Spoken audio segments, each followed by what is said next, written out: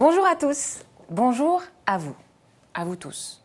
Bon, ok, je suis un peu toute seule. En fait, j'ai un peu l'impression d'être au milieu du cosmos. Mais c'est peut-être pas faux finalement. Je me suis posé de drôles de questions ces derniers temps. Où sont les limites de l'univers? Est-ce que l'espace et le temps sont constants? Est-ce qu'une heure passée sur une planète lointaine peut être l'équivalent de plusieurs années passées sur Terre? Il est absolument possible qu'au-delà de ce que perçoivent nos sens se cachent des mondes insoupçonnés, disait Albert Einstein. Alors je me suis dit que j'allais vous emmener voir Roland Lehoucq, astrophysicien au Commissariat d'énergie atomique, le CEA, à Saclay. L'univers, c'est l'ensemble de tout ce qui existe. Comment penser que nos 5 sens et notre intelligence puissent être à même de comprendre et de concevoir un espace aussi extraordinairement grand que l'univers? Alors quand on essaye de l'étudier, on étudie quoi exactement? On ne voit qu'un sous-ensemble de l'ensemble de toutes les choses, qui est l'univers observable.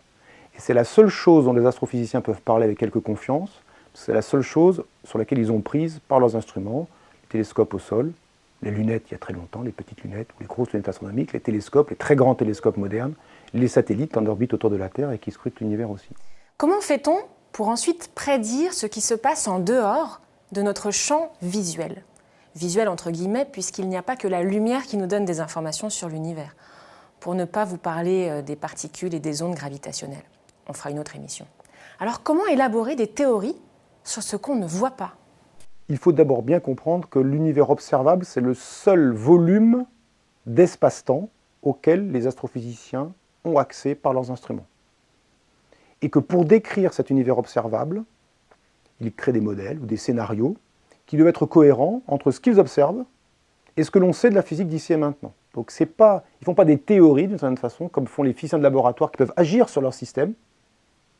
Ils font un scénario ou une représentation cohérente entre ce qu'ils voient et ce qu'ils savent de la physique de laboratoire. Vous voyez que de ce point de vue-là, l'univers est un système très particulier, parce qu'en physique expérimentale habituelle, le physicien, on a l'impression qu'il se met à l'extérieur du système, il regarde son système un peu de l'extérieur, il peut le solliciter, il peut le dupliquer, ça fait partie d'ailleurs de la méthode expérimentale, la reproductibilité des expériences, et il peut le regarder sans interaction, ou en touchant exactement comme il le veut, en le chauffant un peu ici, en le refroidissant un peu là, en mettant un champ électrique ici, en le secouant, bref, en faisant ce qu'il veut, mais comme de l'extérieur. Dans l'univers, on est dedans, on a un seul univers, donc pas de reproductibilité, pas d'extériorité de l'observateur, et on peut le regarder que d'un seul point de l'espace et du temps qui est ici et maintenant. Et alors, est-ce qu'on est capable, avec ce qu'on connaît de la physique d'ici et maintenant, de démontrer que l'univers est infini? Mais il ne faut pas confondre le modèle et la structure finie observable à partir duquel le modèle a été construit. Donc ce modèle parle de choses à des distances infinies, à des distances extrêmement grandes, plus grandes que le rayon de l'univers observable, mais il n'en parle avec quelque confiance que parce qu'il fonctionne bien dans l'univers observable. Mais il n'est pas exclu que ce que l'on prétend au-delà de l'univers observable soit faux ou entaché d'erreurs ou d'incertitudes ou de problèmes, parce qu'on peut très bien arriver à décrire ce qui se passe dans l'univers observable en se trompant sur l'extérieur. Un exemple, imaginez-vous dans une pièce où il y a une fenêtre et vous voyez des arbres autour de vous. De cette fenêtre, vous ne voyez que des arbres. Vous êtes cloué dans cette pièce, vous ne pouvez voir ce qu'il y a dans cette pièce évidemment très facilement, l'extérieur que par la fenêtre. Et vous essayez de bâtir une représentation de votre univers. Vous pourriez très bien vous dire, eh bien dans l'univers, il y a une seule pièce, celle où je suis, entourée par des arbres jusqu'à l'infini.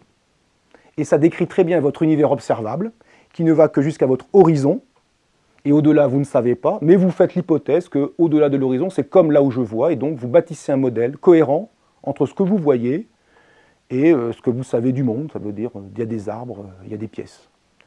Et c'est exactement ce que font les astrophysiciens.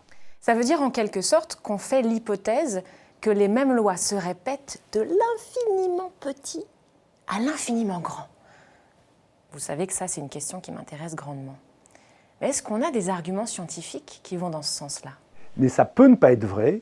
Simplement, cette hypothèse a été testée en vérifiant, en analysant la lumière qui vient d'objets très lointains qu'on appelle des quasars, qui sont des galaxies actives très lointaines, disons des galaxies en naissance.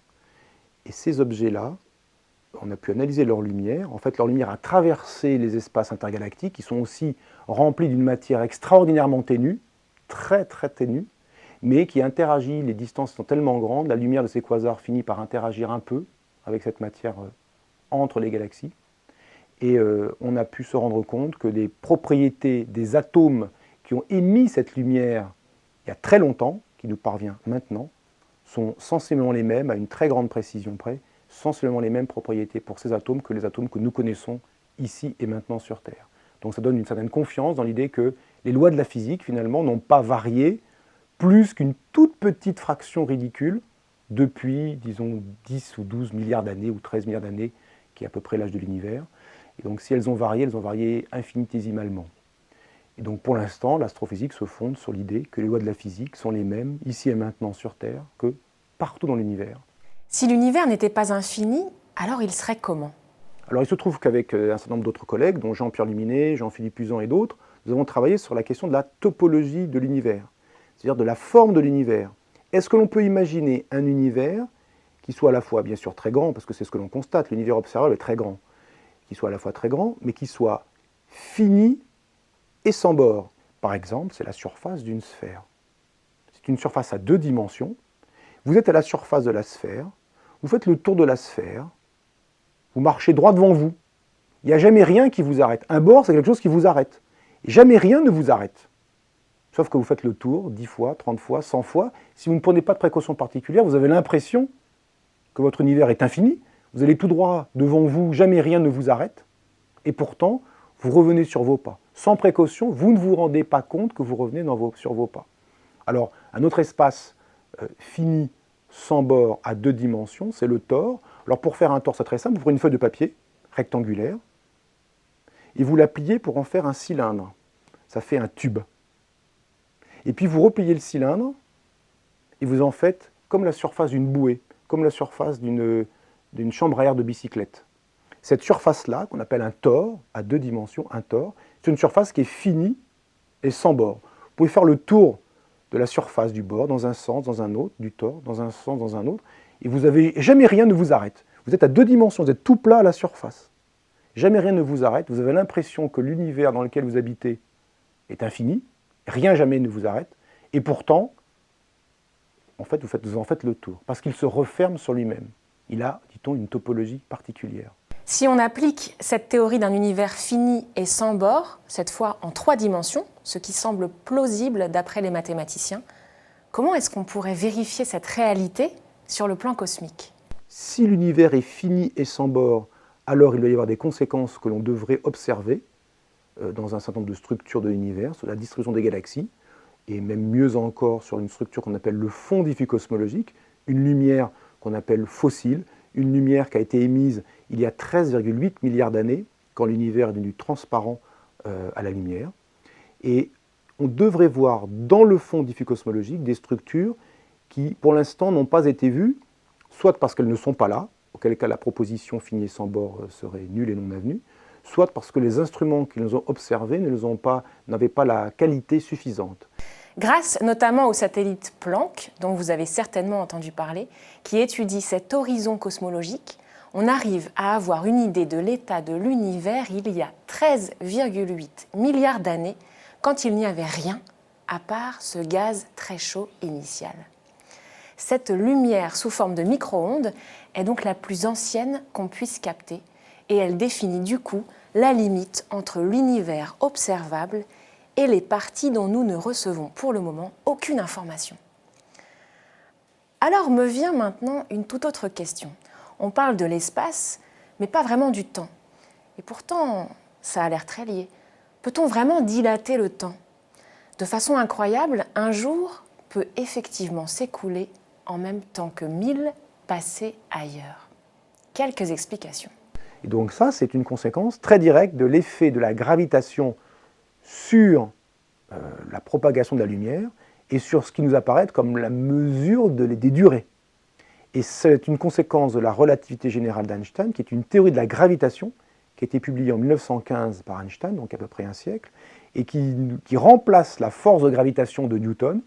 Pour Newton, la gravité est une force entre objets massifs qui fait les orbites et tout ce qu'on constate habituellement. Mais pour Einstein, la gravitation n'est plus une force, la gravitation est une manifestation de la déformation de l'espace-temps imposée par la présence des masses. L'espace-temps est donc courbé par la simple présence de la matière. C'est pas moi qui l'ai dit, hein, c'est Einstein. Mais concrètement, ça se représente comment?